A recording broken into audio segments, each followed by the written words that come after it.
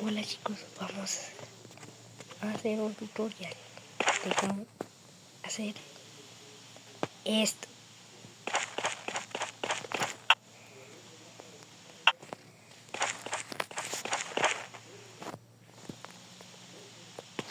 Esto.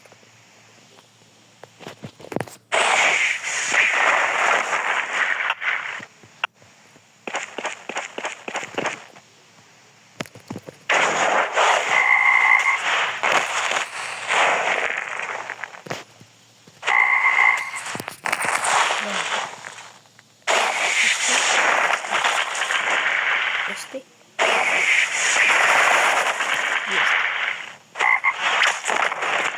Y lo apretamos juntos.